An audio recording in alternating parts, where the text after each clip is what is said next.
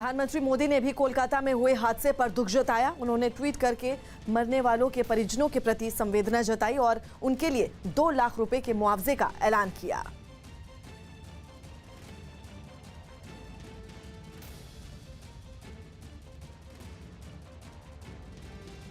अफगानिस्तान की राजधानी काबुल में एक वैन में हुए धमाके में अचानक आदमी की मौत हो गई, 4 लोग घायल हो गए। ये धमाका कैसे हुआ और इसके पीछे किसी आतंकी संगठन का हाथ है, ये अभी तक साफ नहीं हुआ। लेकिन घटना के बाद सुरक्षा बल ने उस पूरी जगह को घेर लिया जिस गाड़ी में धमाका हुआ, उसके परखच्चे उड़ गए। फिलहाल किसी आतंकी संगठन ने इस धमाके की जिम्मेदारी नहीं ली, लेकिन पुलिस ने मामले की जांच शुरू कर दी। सुरक्षा बल के कुछ जवान इलाके में गश्त भी करते दिखाई दिए। इसरो ऐसा उपग्रह छोड़ने वाला है जिससे सीमाओं की निगरानी में मदद मिलेगी। इसरो देश की सीमाओं की निगरानी के लिए 28 मार्च को एक सैटेलाइट छोड़ेगा। इस उपग्रह के जरिए जमीन और समंदर में अपनी सीमाओं की निगरानी में मदद मिलेगी। कोलकाता में पदयात्रा खत्म करने के बाद ममता बनर्जी ने कृष्ण भगवान के नाम पर एक नारा दे दिया, हरे कृष्ण हरे हरे, हरे कृष्ण हरे हरे। लेकिन जवाब में बीजेपी ने तुष्टीकरण का जिक्र कर ममता बनर्जी को घेर लिया। 10 साल जिन्होंने तुष्टीकरण की राजनीति करी, अब अगर उनको हरे कृष्णा याद आ रहे हैं तो ये भाजपा की और इस देश की राजनीति के लिए बहुत बड़ी विजय है। गुजरात से चुने गए बीजेपी सांसद दिनेश प्रजापति ने राज्यसभा में संस्कृत में शपथ ली। वो हाल ही में निर्विरोध चुने गए थे। मुंबई के नगर निगम बीएमसी से मंजूरी मिलने के बाद रेलवे ने वहां के जगजीवन राम अस्पताल में रेलवे कर्मचारियों और उनके परिवार के सदस्यों को कोरोना का टीका लगाने के लिए अपने पहले सेंटर की शुरुआत की। यहाँ पर वैक्सीन दी जाएगी। कल में ही ऑब्जर्वेशन सेंटर यहाँ पर रेलवे के द्वारा बनाया गया है। सेंटर के उद्घाटन के लिए पश्चिम रेलवे के जीएम आलोक कंसल वहां पहुंचे और केंद्र सरकार ने जो प्रक्रिया बनाई है उसके तहत कोरोना वैक्सीन लगवाई। हमारे पास में जो भी रजिस्ट्रेशन करके लोग आएंगे, चाहे वो रेलवे के हों चाहे नॉन रेलवे के हों, उनको हमने वैक्सीन देना शुरू आज से कर दिया है। बिहार के दरभंगा से एक डराने वाला वीडियो सामने आया। वहां भीड़ ने लूट के एक आरोपी को पीट कर अधमरा कर डाला। बताया गया कि 2 मोटरसाइकिल सवार 2 बदमाशों ने लूटपाट के दौरान कारोबारी को गोली मार दी, जिसमें उसकी मौत हो गई। लेकिन तभी एक आरोपी भीड़ के हत्थे चढ़ गया, जिसके बाद लोगों ने उसे बेरहमी से पीटना शुरू कर दिया। बुरी तरह घायल वो आरोपी जमीन पर गिर पड़ा, लेकिन गुस्साई भीड़ उसे डंडों से पीटती रही। जिसको भी मौका मिला वो अपना गुस्सा उतारने लगा। जानकारी मिलने पर पुलिस भी वहां पहुंची और आरोपी को भीड़ की पकड़ से छुड़ाने की कोशिश की, लेकिन कारोबारी की मौत से गुस्साए लोग पुलिस से ही भिड़ गए। पुलिस की मौजूदगी में ही उसकी पिटाई होती रही। हालांकि बाद में किसी तरह पुलिस वाले बुरी तरह घायल आरोपी को रिक्शे पर लाद कर अस्पताल ले गए। मोटरसाइकिल पे 2 अपराधी आए, उन्होंने झोला उनका छीन के भागने लगे और कुछ लोगों ने हल्ला हंगामा करके रोकने की कोशिश की, उसी में उन्होंने गोली चला दी। घटना के बाद वहां तनाव जैसे हालात बन गए। हालात को देखते हुए पुलिस के सीनियर अधिकारी भी वहां पहुंचे और बड़ी तादाद में पुलिस वालों को वहां तैनात किया गया। यूथ कांग्रेस के कार्यक्रम में राहुल गांधी ने अपने भाषण में ज्योतिरादित्य सिंधिया का जिक्र किया। न्यूज़ 18 के नीरज कुमार की रिपोर्ट है कि कांग्रेस छोड़कर बीजेपी में शामिल हुए ज्योतिरादित्य सिंधिया का जिक्र राहुल गांधी ने अपने भाषण में किया और ये कहा कि जब सिंधिया उनके साथ थे तो निर्णायक भूमिका में वो रहते थे, लेकिन आज वो पिछली सीट पर बैठते हैं। राहुल ने अपने भाषण में ये तक कहा कि उन्होंने सिंधिया को ये कहा था कि अभी मेहनत करें तो आने वाले वक्त में उन्हें मुख्यमंत्री बनाया जाएगा। एक कार्यकर्ता ने इसी कार्यक्रम में राहुल से उन लोगों पर भी सवाल पूछा जो एक बार फिर पार्टी छोड़ने के बाद पार्टी में वापसी करते हैं, जिस पर राहुल ने जवाब दिया कि कांग्रेस में सभी का स्वागत है, लेकिन ऐसे लोगों को निर्णायक भूमिका में आने में समय लगेगा। महाराष्ट्र में कोरोना का कहर एक बार फिर बढ़ता जा रहा है। कोरोना के बढ़ते मामलों को देखते हुए महाराष्ट्र के सीएम उद्धव ठाकरे ने भी सभी जिलों के जिलाधिकारियों के साथ बैठक की। खुद राज्य के स्वास्थ्य मंत्री राजेश टोपे इस बात को मान रहे हैं कि कोरोना के बढ़ते मामलों की वजह से कड़े फैसले लेने पड़ सकते हैं। उन्होंने लोगों से और ज्यादा सावधानी बरतने की अपील की। आप खुद भी कोरोना वॉरियर हो गए हैं, लगातार पहले से काम करते रहे हैं, लेकिन अब जब फिर से लौट के आए हैं फिर एक्टिव काम में, एक महत्वपूर्ण मीटिंग होने वाली है। मुंबई में लॉकडाउन होगा क्या, ये लोगों के अंदर एक बड़ा सवाल है। मुझे नहीं लगता इमीडिएटली मुंबई का लॉकडाउन होगा, लेकिन मुंबई की संख्या कम करने के लिए किन मुद्दों पे क्या क्या करना ज़रूरी है उसके बारे में ज़रूर चर्चा होगी। हमारा ज़िला प्रशासन के सभी लोगों को भी हम ये ज़रूर सूचित करेंगे कि स्ट्रिक्टली इम्प्लीमेंटेशन करो, हमारा जो प्रोटोकॉल होता है उसको इम्प्लीमेंटेशन करो, मास्क पहनो, सोशल डिस्टेंसिंग मेंटेन करो, इसका स्ट्रिक्टली अमल करने के लिए हम ज़रूर कोशिश करेंगे। और सेंट्रल गवर्नमेंट की जो टीम आई है, जिनका रिपोर्ट आया है, वो कमेटी के रिपोर्ट का भी अमल करने के लिए हम ज़रूर कोशिश करेंगे। उत्तर प्रदेश के मुजफ्फरनगर से हैरान कर देने वाला एक वीडियो सामने आया, जिसमें कुछ बदमाश एक लड़के को उसके घर के बाहर ही पीटते दिखाई दिए। बताया गया मोबाइल फोन को लेकर उनके बीच विवाद हुआ था, जिसके बाद बदमाश उस लड़की के घर के बाहर इकट्ठा हुए और जैसे ही वो बाहर निकला वो एक साथ उस पर टूट पड़े। उन्होंने उस लड़के पर लात और मुक्कों की बारिश कर दी। इस बीच उसके घर की महिलाएं उसे बचाने के लिए उन बदमाशों से भिड़ गईं, लेकिन इसके बावजूद बदमाशों ने उस लड़के की खूब पिटाई की। बाद में जब मोहल्ले के कुछ लोग वहां पहुंचे तब जाकर हंगामा शांत हो सका। वहीं बदमाश भी मौका पाकर वहां से फरार हो गया। बाद में मारपीट का ये मामला पुलिस तक पहुँच गया। के खिलाफ जो तहरीर है वो तहरीर आ गई है और उसमें कार्रवाई की जा रही है। इस घटना का वीडियो सोशल मीडिया पर भी वायरल हो गया।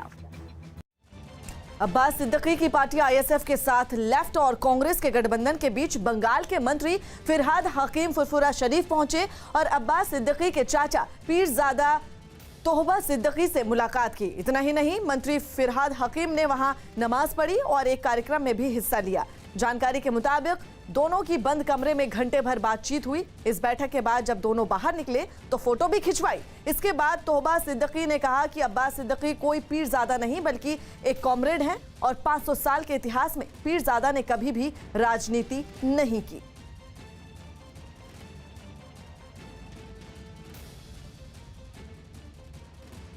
फिरहाद हकीम आज गए फुरफुरा शरीफ और वहाँ पर तोहा सिद्दीकी से मुलाकात की। क्या अब्बास सिद्दीकी के लेफ्ट और कांग्रेस के साथ आने से ये खलबली है? देखिए, अब्बास सिद्दीकी जो अभी जो नारा उठाता है वो एक सेकुलरिज्म का बात बोल रहा है। वो कभी कम्युनल का कभी बात नहीं बोल रहा है। वो बोल रहा है पिछड़े वर्ग के लिए जो है, जो डाउन ट्रोडन पीपल है, उनका इमेंसिपेशन के लिए, उनका एस्पिरेशन के लिए वो बताना चाहता है। उसका फ्रंट का नाम कोई मुस्लिम फ्रंट नहीं है, उसका फ्रंट का नाम है इंडियन सेकुलर फ्रंट, जिसका लीडर, जिसका सचिव होता है Shimul Soren. He is an Adivasi leader. Pirzada Abbas Siddiqui left और कांग्रेस के साथ गठबंधन बना रहे हैं, तो तोहा सिद्दीकी के पास पहुंचे फिरहाद हकीम।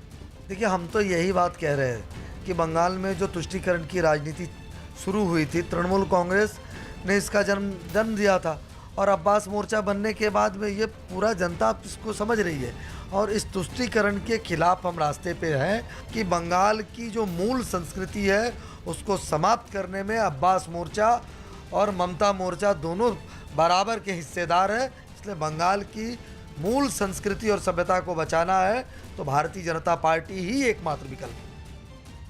मुंबई के पास भाईंदर से रोंगटे खड़े कर देने वाला एक वीडियो सामने आया, जिसमें 2 मोटरसाइकिल सवारों पर अचानक पेड़ का एक हिस्सा जा गिरा। ये घटना उस वक्त हुई जब वो उस पेड़ के पास से गुजर रहे थे।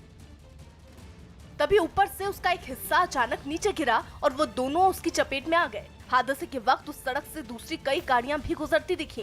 पेड़ के उस हिस्से के गिरते ही मोटरसाइकिल पर बैठा एक शख्स तो फुर्ती दिखाते हुए नीचे उतर गया, लेकिन दूसरा आदमी उससे बच नहीं पाया, जिससे उसकी मौत हो गई। स्कूल की दीवार गिरने से 6 मजदूरों की मौत हो गई। बिहार के खगड़िया में स्कूल की दीवार गिरने से हुए हादसे में 6 मजदूरों की मौत हो गई, जबकि कई के मलबे में दबे होने की आशंका है। यूपी के मेरठ में छेड़छाड़ के आरोप में एक मोबाइल शॉप पर जमकर हंगामा हुआ। इस दौरान महिला का दुकानदार को लाठी से पीटने का वीडियो भी सामने आया। मध्य प्रदेश में कोरोना के मामलों में तेजी आई है। 24 घंटे में 427 नए कोरोना के मामले सामने आए हैं, जिनमें 166 इंदौर के और 50 मरीज भोपाल से हैं। आज से संसद के दोनों सदन कोरोना काल से पहले की तरह 11 बजे शुरू होंगे। वहीं संसद का बजट सत्र 5 राज्यों में पहले चरण के मतदान यानी 27 मार्च से पहले खत्म हो सकता है। यूपी के बुलंदशहर में पुलिस ने स्कूल के बस ड्राइवर को नाबालिग छात्रा के रेप के आरोप में गिरफ्तार कर लिया। एमपी के रायसेन में छात्राओं से छेड़छाड़ कर रहे कुछ लड़कों की लोगों ने जमकर पिटाई कर दी। छेड़खानी से परेशान होकर लड़कियों ने जब शोर मचाया तो आसपास मौजूद लोग इकट्ठा हो गए और लड़कों को पकड़कर उनकी पिटाई शुरू कर दी, जिनका वीडियो अब सोशल मीडिया पर वायरल हो गया। चंडीगढ़ में पेट्रोल और डीजल की बढ़ी कीमतों के विरोध में कांग्रेस ने प्रदर्शन किया। हरियाणा के पूर्व सीएम और वरिष्ठ कांग्रेस नेता भूपेंद्र सिंह हुड्डा ने इस प्रदर्शन की कमान संभाली और पार्टी के बाकी नेताओं के साथ वो हरियाणा विधानसभा की तरफ निकल पड़े। भूपेंद्र सिंह हुड्डा के साथ कांग्रेस के कुछ नेता एक ट्रैक्टर पर बैठे नजर आए। तेल की कीमतों पर विरोध जताने के लिए पार्टी के कुछ कार्यकर्ता उस ट्रैक्टर को रस्सियों की मदद से खींचते भी दिखे। विधानसभा के बाहर पुलिस ने प्रदर्शनकारियों को रोक दिया, जिसके बाद वहां हंगामा तेज हो गया। इस दौरान कई प्रदर्शनकारियों की पुलिस के साथ बहस भी हुई, लेकिन पुलिस ने उन्हें ट्रैक्टर के साथ अंदर नहीं जाने दिया। भूपेंद्र सिंह हुड्डा भी बहुत देर तक ट्रैक्टर पर ही बैठे रहे। डीजल का रोज कीमत बढ़ रहा है, किसान के ऊपर इतनी भार पड़ रही है, गरीब आदमियों के ऊपर महंगाई बढ़ रही है। कांग्रेस ने केंद्र के साथ राज्य सरकार पर भी निशाना साधा। साथ ही प्रदर्शनकारियों ने खट्टर सरकार से तेल की कीमतों पर लगने वाले वैट को कम करने की मांग की, ताकि आम लोगों पर पड़ रही तेल की महंगाई की मार को कम किया जा सके। तेल की कीमतों के विरोध में राज्यसभा के अंदर भी हंगामा देखने को मिला, जहां कांग्रेस ने इस मुद्दे पर बहस की मांग की। कुछ देर चले हंगामे के बाद राज्यसभा की कार्यवाही 11 बजे तक के लिए स्थगित कर दी गई। 11 बजे जब कार्यवाही शुरू हुई तो कांग्रेस ने फिर से अपनी मांग दोहरा दी। अगर वो बिल आने तक अगर हम रोक जाएंगे तो जनता की हालत क्या होगी। राज्यसभा के उपसभापति हरिवंश नारायण सिंह ने नियमों का हवाला देकर कांग्रेस सांसद मल्लिकार्जुन खड़गे को समझाने की कोशिश की, लेकिन वो नहीं माने। माननीय चेयरमैन साहब इस पर स्थिति स्पष्ट कर चुके हैं। आप इतने अनुभवी आदमी, आप सारे रूल्स को जानते हैं। बहस की मांग करते हुए कांग्रेस के कुछ सांसद वेल तक पहुंच गए, जिसके बाद राज्यसभा की कार्यवाही को 1 बजे तक के लिए स्थगित करना पड़ा। गहरे सागर में सभी परीक्षण में पास होकर मुंबई में बनी तीसरी पनडुब्बी करंज नौसेना के बेड़े में शामिल होने के लिए तैयार है। 10 मार्च को नेवल डॉकयार्ड में एक कार्यक्रम के दौरान करंज को नौसेना में शामिल किया जाएगा। आपको बता दें, आईएनएस करंज कलवरी क्लास की पनडुब्बी है और इसे साइलेंट किलर भी कहा जाता है। प्रोजेक्ट 75 के तहत कलवरी क्लास की 6 पनडुब्बी बन रही हैं, जिसमें आईएनएस करंज तीसरी ऐसी पनडुब्बी है जो भारतीय नौसेना में शामिल हो रही है। 2 पनडुब्बियों का अभी ट्रायल चल रहा है और आखिरी पनडुब्बी मुंबई के मजगांव डॉक में बन रही है।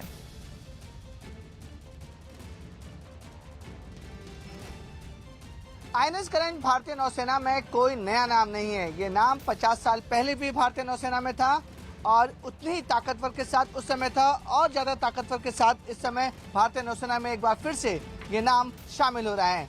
इस समय न्यूज़ 18 इंडिया की टीम आईएनएस करंज के नाम के पनडुब्बी पर है, जो 10 मार्च को यानी कि बुधवार को भारतीय नौसेना में शामिल होने वाली है।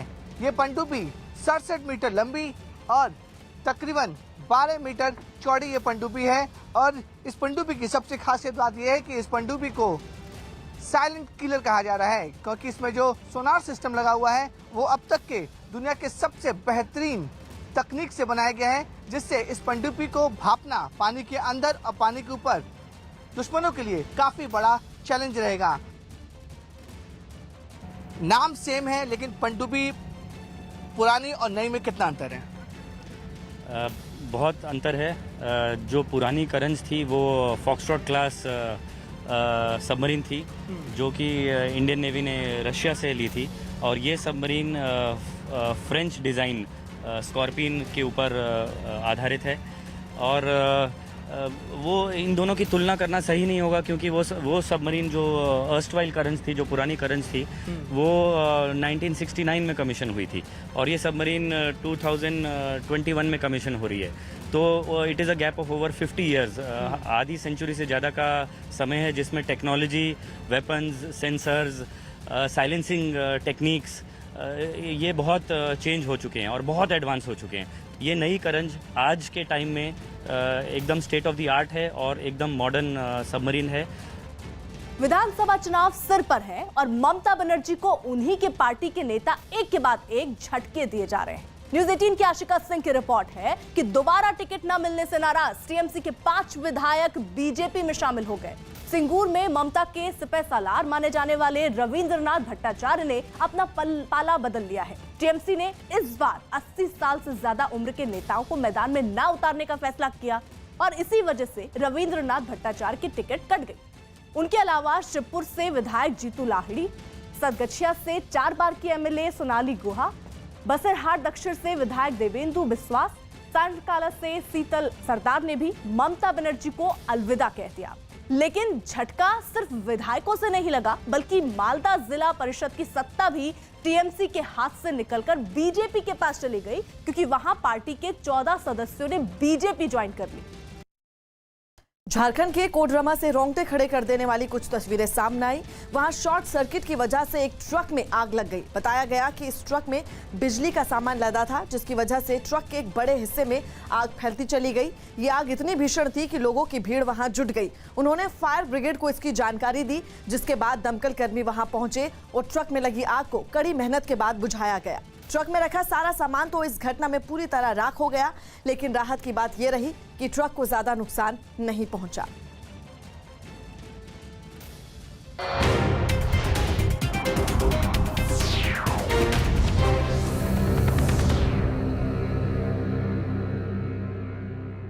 News 18 India